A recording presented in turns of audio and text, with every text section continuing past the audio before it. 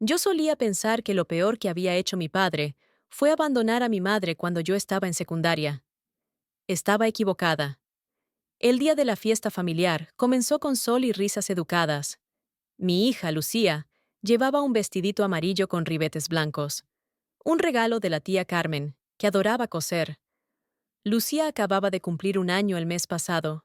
Ya daba pasitos, se agarraba de los muebles, señalaba a los perros, balbuceaba sobre la luna. Era todo mi mundo. Llegamos un poco tarde, como siempre. La casa de papá no había cambiado desde el divorcio. Había rehecho su vida con Teresa, una mujer que siempre sonreía demasiado, y me decía, cariño, como si fuera un insulto. Remodelaron la cocina, pintaron la sala, pero el aire seguía oliendo a mi infancia. Una mezcla de café, limpiador de alfombras y algo agrio por debajo. Mi padre apenas me miró al entrar. «Llegas tarde», dijo sin emoción. Sus ojos se clavaron en Lucía. «Así que esta es ella, ¿eh?» La abracé un poco más fuerte. «Pudiste haber hecho algo mejor», murmuró, lo bastante alto para que lo oyera. Se me revolvió el estómago. Intenté ignorarlo.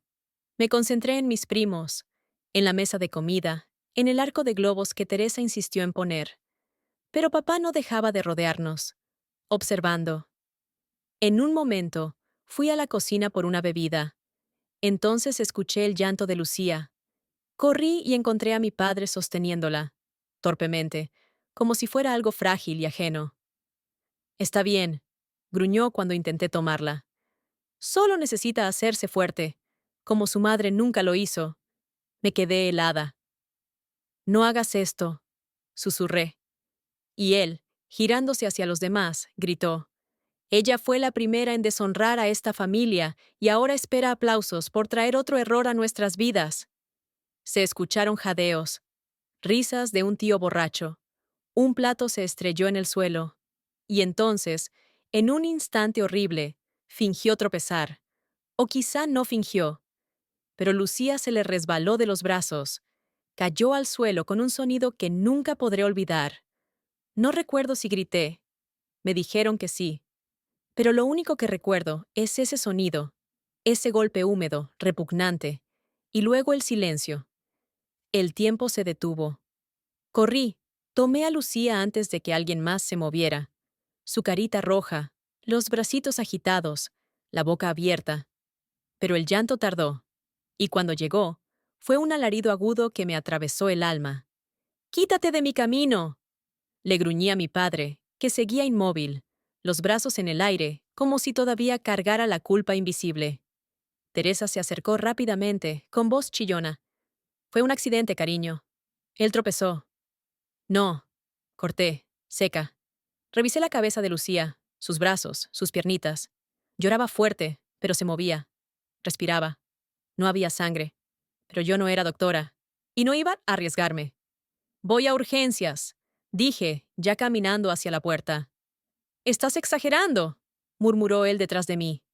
«Está bien». Me di vuelta, abrazando a Lucía contra el pecho. «Tú no decides eso». Nadie me detuvo. Nadie me siguió. Nadie se ofreció a acompañarme. Vi a la tía Carmen con la boca abierta y la mano en el pecho, pero no dijo nada. En el coche, Lucía se calmó lo suficiente como para dormirse.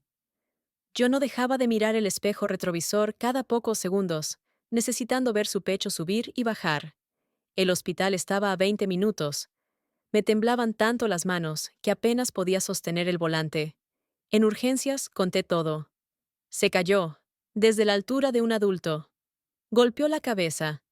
No sé si hay algo más. Las enfermeras fueron amables. El médico, silencioso pero meticuloso. Revisaron sus signos vitales, ordenaron una tomografía y aseguraron que la observarían por si presentaba señales de conmoción.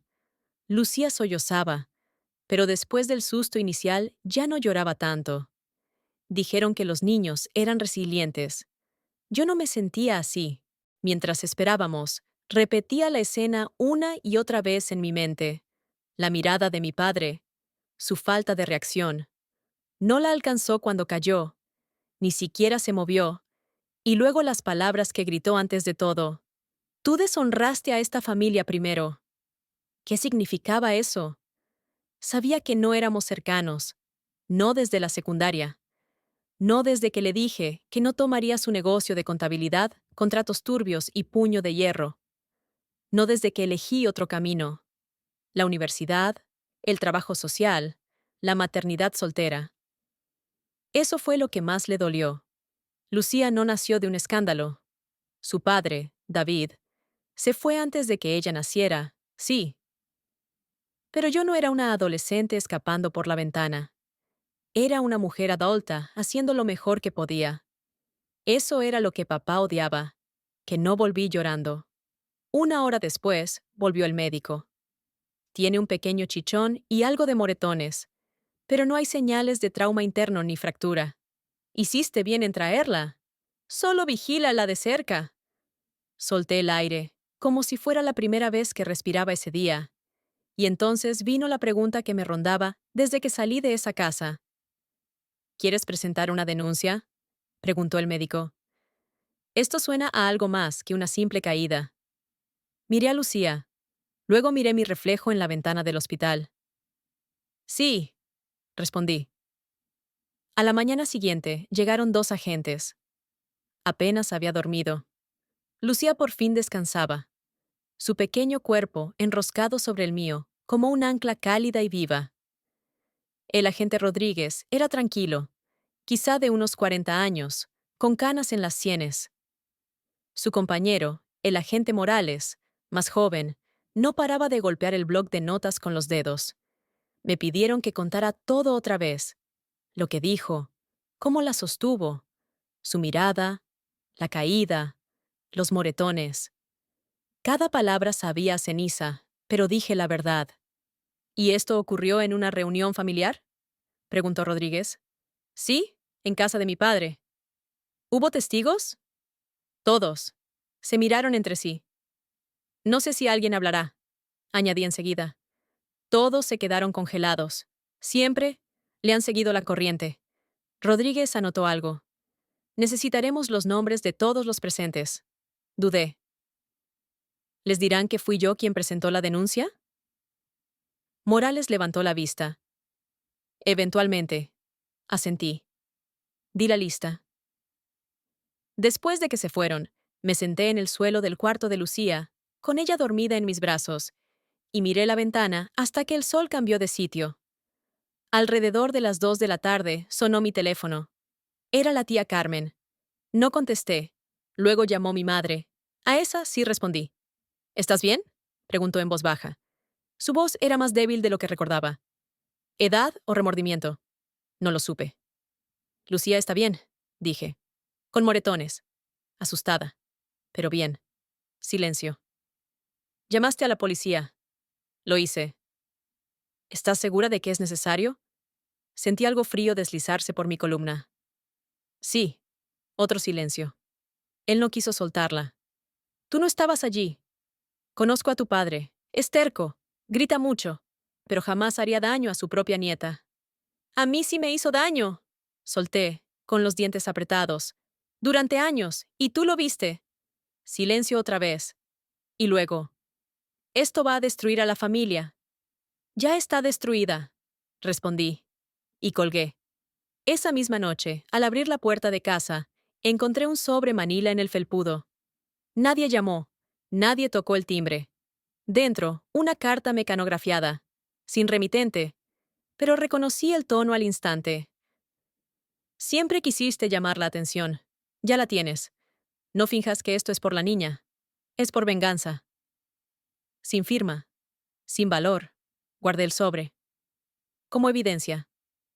Esa noche también recibí un correo de una prima con la que no hablaba desde hacía años. Se llamaba Lorena. Se había mudado a Zaragoza para estudiar y se quedó allá, construyendo una vida tranquila.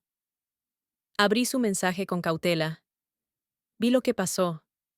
Te creo. Siempre te he creído. No supe cómo ayudarte entonces, pero si necesitas a alguien que testifique, lo haré. Me quedé mirando la pantalla durante minutos antes de poder llorar. Alguien vio. Alguien recordó. Alguien estaba dispuesto a hablar. 3 días después, me llamó el inspector Gutiérrez. Ahora él estaba a cargo del caso. Sereno, metódico, voz grave, como de locutor nocturno. Hemos contactado a varios asistentes, me dijo. La mayoría está renuente. Algunos niegan haber visto la caída. No me sorprendió. Crecí en una casa donde el silencio estaba pegado a las paredes. Pero una de tus primas, Lorena, dio una declaración completa. Dice que vio cómo soltó a la niña, que no intentó atraparla. Ella me lo dijo, respondí. Confío en ella. Eso ayuda. También hemos solicitado grabaciones de las cámaras de vigilancia de los vecinos. Al parecer, uno tiene una cámara en la entrada que podría haber captado algo justo antes o después. Gracias, susurré. Tenía la garganta cerrada otra vez. Gutiérrez hizo una pausa. ¿Está bien, señora? Number. Pero no pienso rendirme. Después de colgar, me quedé sentada en la cocina, mirando el biberón de Lucía secándose sobre el escurridor. Pensé en la última vez que mi padre me sostuvo en brazos. Fue en Navidad. Yo debía tener unos 9 años. Esa semana saqué un 7 en un examen de ortografía y lloré por eso. Recuerdo que me agarró de la muñeca con tanta fuerza que me dejó un moretón y me dijo entre dientes que no estaba criando una débil. Esa noche ni siquiera me miró durante la cena. Para cuando tenía 16, apenas hablábamos, salvo cuando gritaba. Me llamaba dramatista, egoísta, demasiado blanda. Cuando elegí trabajo social en lugar de administración, dijo que terminaría limpiando los problemas de otros como una criada.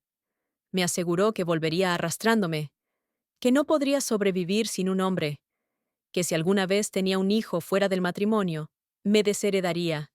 Supongo que esta era su forma de cumplir esa promesa. 2 noches después de la llamada del inspector, sonó el timbre.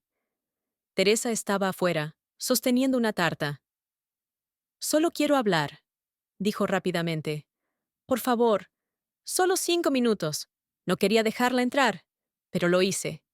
Tal vez porque necesitaba escuchar a alguien, a cualquiera, admitir lo que había pasado. Se sentó al borde del sofá, como si tuviera miedo de molestar. Le dije que no estaba bien, comenzó. Él no ha dicho casi nada desde entonces. ¿Ni siquiera lo siente? Bajó la mirada a sus manos. Tú sabes que él no pide perdón.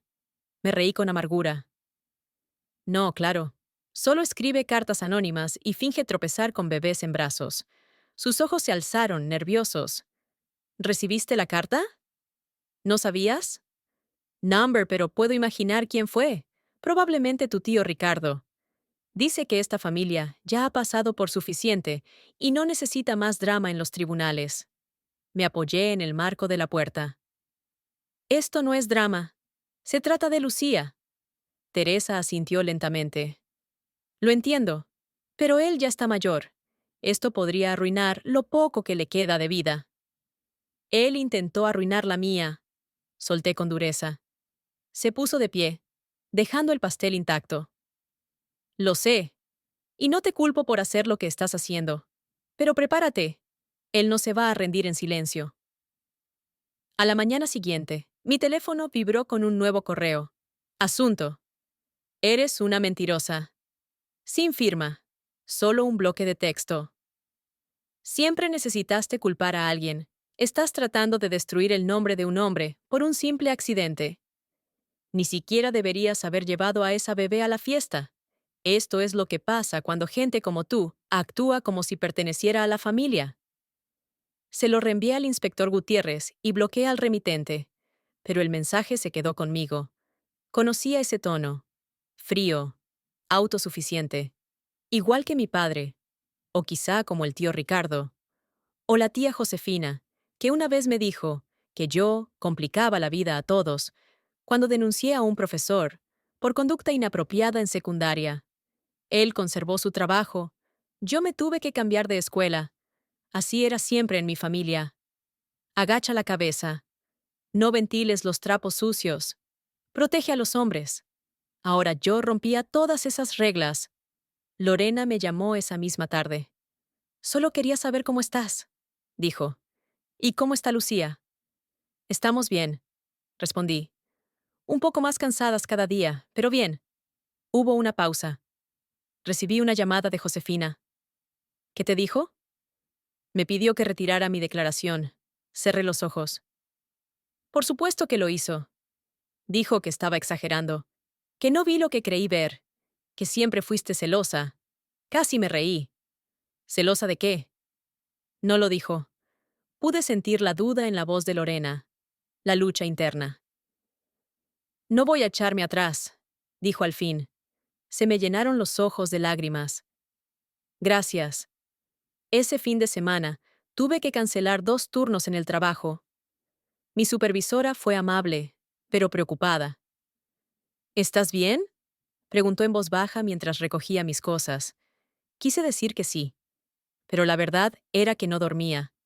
Cada golpe en la puerta me hacía brincar. Revisaba a Lucía cada media hora. Soñaba con manos que se extendían hacia su cuna. Aún así, sonreí. Es algo personal. Ella asintió. Avísanos si necesitas algo. Esa noche saqué un álbum de fotos antiguo. Mi madre me lo había enviado por correo cuando me fui de casa a los 19. No lo había abierto en años. Pasé página tras página de sonrisas forzadas, navidades rígidas, obras escolares donde mi padre nunca aplaudió. Y entonces lo vi, una foto que había olvidado. Era yo, tal vez de unos 10 años, sentada en los escalones del porche, con un moretón en la mejilla, sonriendo, como me dijeron que hiciera. Mi madre estaba al fondo. No me miraba. Miraba hacia otro lado. La escaneé y me la envié por correo. No como prueba, sino como recordatorio. No permitiría que Lucía creciera en silencio. 2 días después, Gutiérrez volvió a llamar. Tenemos el video, dijo, de la cámara del vecino. Mi corazón dio un vuelco. No se ve la caída, pero sí lo que viene después. Tu padre saliendo de la casa, tus gritos, el llanto de la niña. Y una cosa más. Se detuvo. ¿Qué? Él sonrió. Por un segundo, antes de que alguien lo viera. Me quedé sin aire. Vamos a seguir adelante. Se van a presentar cargos. Te mantendremos informada. La prensa local publicó el titular 2 días después. Reconocido contador investigado por presunta agresión a su nieta. No mencionaban nombres. Todavía no. Pero cualquier persona del pueblo lo sabía. Su cara había estado en carteles publicitarios durante años. El rey de la declaración de impuestos, donante de la iglesia, patrocinador del Club Rotario, el ciudadano ejemplar cayendo en directo. Ese día mi teléfono no dejó de sonar. Algunos números no los reconocí. Otros sí. Y no contesté. Mi buzón se llenó de mensajes familiares. Todos decían lo mismo. Retíralo. Piensa en lo que estás haciendo. Estás rompiendo la familia. Pero la verdad era que nunca estuvimos unidos. Esa noche abrí un mensaje de una antigua profesora, la señora Cuevas. Siempre había sido amable en silencio, de esas personas que ven los moretones, pero no hacen preguntas. Su correo era breve. Vi la noticia. Estoy orgullosa de ti. Lamento no haber dicho nada en su momento. Lloré leyéndolo. ¿Porque recordé? Una vez llegué a la escuela con la muñeca torcida y dije que me había caído de la bicicleta. Ella me miró demasiado tiempo, pero no dijo nada. Y ahora, 20 años después, sí dijo algo. A la mañana siguiente, recibí una carta certificada del abogado de mi padre. Se llamaba Joaquín Echeverría. Elegante, predecible, de esos que usan relojes caros y sonríen mientras te interrumpen. La carta era una orden de cese y desista. Decía que mis declaraciones eran difamatorias y malintencionadas, que intentaba dañar la reputación profesional y personal de mi padre. Exigía que pidiera disculpas por escrito y retirara la denuncia. Se la entregué a Gutiérrez en nuestra siguiente reunión. Ni se inmutó. Táctica estándar. Solo quieren asustarte. Y lo están logrando, admití. Asintió. También es normal. Pero debes mantenerte enfocada. Esto se va a poner más difícil antes de mejorar. Lucía estaba en el cochecito junto a mí, tarareando bajito, abrazando su corderito de peluche favorito. La miré un buen rato. Solo quiero que esté a salvo. Lo está, gracias a ti. Más tarde esa semana, Lorena vino a casa. Trajo víveres, sin que yo los pidiera, y se sentó en mi mesa como si fuera un día cualquiera. Están enfadados conmigo, dijo sin rodeos. Me han sacado del grupo de WhatsApp. No me invitaron al aniversario de Josefina. Ricardo llamó para decirme que estoy eligiendo a los de fuera por encima de la sangre. No tienes que seguir haciendo esto, dije en voz baja. Ella tomó mi mano. Sí, sí tengo que hacerlo, porque vi lo que hizo, porque recuerdo lo que decía de ti cuando no estabas en la habitación, y porque vi cómo todos miraban para otro lado, y yo también. No volveré a cometer ese error. Le apreté la mano. Y por primera vez en semanas, no me sentí completamente sola en la habitación. Esa noche, saqué mi diario, el que no tocaba desde antes de que naciera Lucía, y escribí algo simple. Él no logró romperme. Y no va a romperla a ella. El día que mi padre habló públicamente, el aire se sentía demasiado quieto, como si todo el pueblo contuviera la respiración.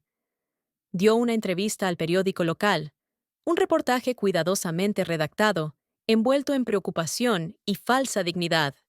El titular decía: reconocido líder comunitario niega acusaciones de abuso y pide sanación familiar. Salía junto a Teresa en la foto, con las manos entrelazadas y los ojos enrojecidos de una pena perfectamente ensayada. Le dijo al periodista que estaba destrozado porque su hija malinterpretó un trágico accidente como un acto de maldad. Habló de noches sin dormir, de ser vilipendiado por alguien a quien ama. Y luego cerró con esta frase: espero que ella encuentre paz, y que algún día mi nieta sepa que jamás quise hacerle daño. La sección de comentarios estalló. Un campo de batalla entre simpatía y escepticismo. Medio pueblo se volcó a defender su imagen, diciendo que ha hecho tanto bien y que eso no podía ser cierto. La otra mitad, sobre todo los más jóvenes, lo llamaron por lo que era: control de daños. Me quedé mirando la pantalla, entumecida. Estaba reescribiendo la verdad en tiempo real. Y la gente se lo estaba creyendo. Lorena estaba furiosa. Siempre hace esto. Se convierte en la víctima. Lágrimas de cocodrilo y apretones de manos. Asentí, pero el estómago me daba vueltas. ¿Y si el jurado ve esa versión de él? No la verá, dijo con firmeza. Porque tú vas a mostrarles al verdadero. Más tarde esa semana, me reuní con mi abogada, Celia Vargas. Aguda, tranquila, acostumbrada a clientes al borde del colapso. Puso todo sobre la mesa: cronogramas, estrategia, lista de pruebas, posibles testigos. No endulzó nada. Van a intentar pintarte como inestable, advirtió. Dirán que eres emocional, que exageras. Sacarán a relucir tu vida personal, el padre de Lucía, tu trabajo, incluso tu pasado. Tragué saliva. Lo sé. Ella se inclinó hacia adelante. Pero tenemos una cronología, un testigo y un video. Y lo más importante, tenemos tu verdad. Si estás dispuesta a luchar, yo lucharé contigo. Algo dentro de mí se estabilizó. Los días siguientes pasaron en un torbellino de preparación: declaraciones juradas, cartas de referencia, capturas de mensajes, historiales médicos. Reuní todo, cada hilo de verdad que pude sostener. Pasé muchas noches escribiendo lo que ocurrió con mis propias palabras. No la versión policial, no la versión legal, la mía. Porque si iban a pintarme como una histérica, quería que quedara un registro sin filtros de quién soy realmente. Y entre todo eso, seguía siendo la madre de Lucía. Ella no entendía lo que pasaba, pero se aferraba a mí un poco más fuerte. Miraba la puerta más tiempo después de cada golpe. Los niños saben más de lo que creemos. El viernes por la mañana, recibí un mensaje de un número que no reconocía. Soy Marcos. Escuché lo que pasó. ¿Puedo llamarte? Marcos. Mi primo menor. El callado. El que se sentaba conmigo en el sótano durante las fiestas, cuando los adultos gritaban arriba. Tal vez tenía 16 la última vez que lo vi. Me quedé mirando el mensaje. Otra grieta en su fortaleza. Otro pedazo del silencio que se rompía. Marcos llamó esa misma noche. Su voz había cambiado. Más grave, más firme, pero aún guardaba una suavidad discreta, como si no hubiera desaprendido del todo a callar. He estado leyendo todo, dijo. Vi el artículo y supe que tenía que contactarte. No esperaba que lo hicieras, admití. Soltó el aire. Lo vi, en la fiesta. Estaba junto al arco de globos. Él no tropezó. Mi corazón se desaceleró. ¿Estás seguro? Segurísimo. Ajustó su agarre antes de hacerlo. Vi cómo te miró, como si fuera un castigo. Guardé silencio, abrumada. Y entonces agregó. Quise decir algo esa noche, pero el tío Ricardo me llevó a la cocina y me dijo que me callara, que chicas como tú siempre buscan problemas. Se me llenaron los ojos de lágrimas. Lamento que te hayan arrastrado a eso. No, respondió. Lamento no haber hablado antes, pero ahora sí voy a hablar con tu abogada. Voy a contar todo. Más tarde le conté a Celia sobre la llamada. ¿Está dispuesto a testificar? Preguntó. Sí, lo vio. Entonces ya no solo tenemos un caso, tenemos un patrón que se rompe. La audiencia estaba fijada para dentro de 2 semanas. No era un juicio penal, aún, sino una vista formal para determinar si los cargos serían elevados o archivados. El equipo legal de mi padre era agresivo. Intentaron desestimar el video, lo llamaron inconcluso y dijeron que la sonrisa había sido sacada de contexto. Celia respondió con recursos legales. «Quieren sepultarte bajo papeleo», dijo. «Pero no les va a funcionar. Vi a mi padre en el pueblo un par de veces, en el banco, en el supermercado. Saludaba como si nada hubiera pasado. Algunos le devolvían la sonrisa. Otros evitaban mirarlo. Era como si todo el pueblo no supiera si creerme, o no quisiera hacerlo. Mientras tanto, Lucía se volvió más dependiente. Lloraba cuando salía de la habitación, aunque fuera por un momento. Su pediatra dijo que era normal. Una reacción traumática a la separación. «Te busca a ti para sentirse segura», me dijo. «Sigue mostrándole que lo está». Y lo hice.